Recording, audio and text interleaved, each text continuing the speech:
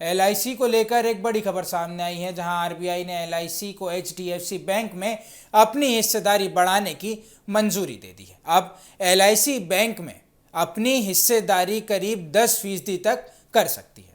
दरअसल भारतीय जीवन बीमा निगम यानी एलआईसी ने एचडीएफसी बैंक में अपनी हिस्सेदारी बढ़ाने के लिए आरबीआई से मंजूरी मांगी थी।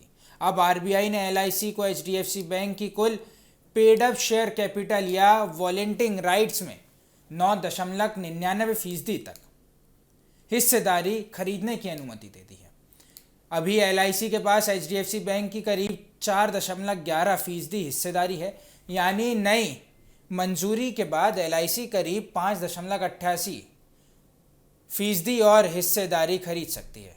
सीधी भाषा में समझें तो एलआईसी अब एचडीएफसी को अपना इन्वेस्टमेंट काफ़ी बढ़ा सकता है। आरबीआई की यह मंजूरी 19 अगस्त 2026 को दी गई है। हालांकि एलआईसी को हिस्सेदारी बढ़ाते समय बैंकिंग रेगुलेशन एक्ट आरबीआई के नियम, एफईएमए और एसीबीआई जिसे सेबी कहते हैं, सेबी के नियमों समेत सभी ज़रूरी कानून का पालन करना होगा।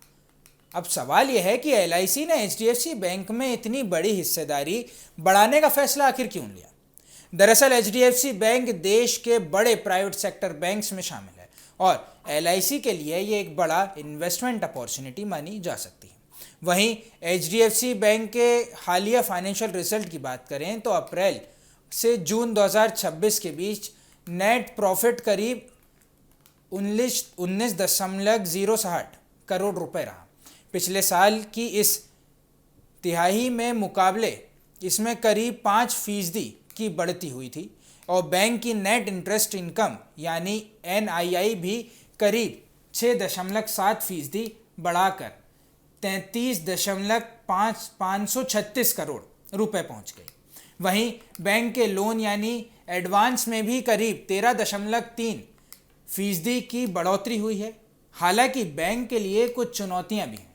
जून 2026 के अंत में एचडीएफसी बैंक का ग्रॉस एनपीए बढ़कर 1.17% हो गया, जो मार्च में 1.15% था। यानी एलआईसी का यह इन्वेस्टमेंट ऐसे समय में आया है जब एचडीएफसी बैंक अपने बिजनेस को लगातार बढ़ा रहा है, लेकिन एसेट क्वालिटी पर भी नज़र रखी होगी।